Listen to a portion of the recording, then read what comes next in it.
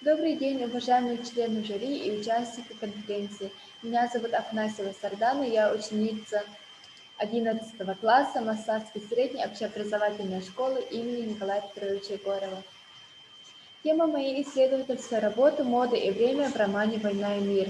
Руководитель, учитель русского языка и литературы Яковлева Айталина Ивановна. Мода – это связующее звено между прошлым, настоящим и будущим. Читая русскую классическую литературу, я постепенно пришла к выводу, что понятие мода намного шире представлений об одежде, внешности, о красоте. Каждая эпоха порождает те или иные формы одежды. Главная задача одежды – это создать атмосферу физического и душевного комфорта. Человек желает заявить о себе и выражает свои мысли через наиболее доступные ему средства – одежду, прическу, имидж. Желание подчеркнуть свое благосостояние подтолкнуло правящие классы XVIII-XIX веков носить жабо, кружевные манжеты и воротнички. Цели и задачи исследования. Целью настоящей работы является анализ моды XVIII века, отраженный на страницах великого романа на примере одежды Наташи Ростовой.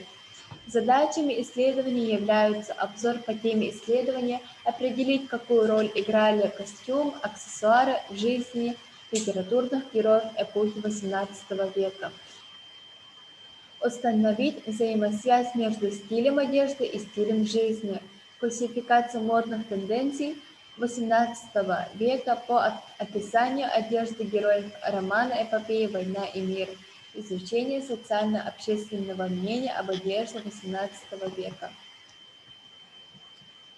Актуальность работы обусловлена тем, что модой интересуется каждый. Она является потребностью человека, отличаться от других или, наоборот, быть похожими. Мода на одежду, язык, музыку, обстановку в квартире. По описанию одежды Наташи на первом балу, данному на страницах романа Львом Николаевичем Толстым, мы составили таблицу. Заключение. История моды повторяет историю общества. Через призму моды можно увидеть изменения обычаев и взглядов людей в обществе. Читая в литературных произведениях о моде разных лет, можно составить представление о сторонах жизни людей разных эпох. Исследуя тему в литературе, мы выявили, что мода диктует все – политика, экономика, время, принадлежность, юбилейные даты, литературные образы, интересы и увлечения. Изучив материалы по теме моды и время в романе Льва Николаевича Толстого «Война и мир», пришли к выводам, что мода отражает стиль жизни персонажей литературного произведения.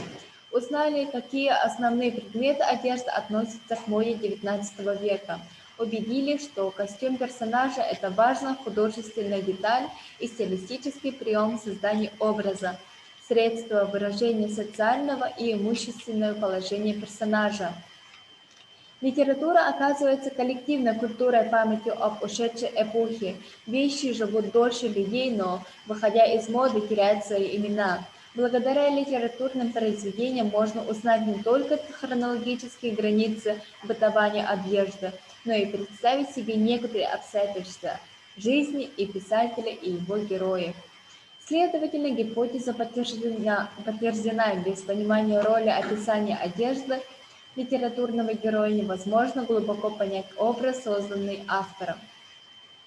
Также мы провели опрос и проанализировали, какие предметы одежды Наташи Ростовой запомнились учащимся. Результаты анкетирования было проведено для учеников 10-11 классов. Вопросы для анкеты вы можете увидеть на слайде.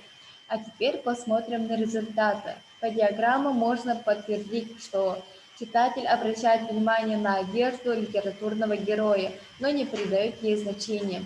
На второй вопрос ни один участник не дал правильного, точного ответа ни на один термин.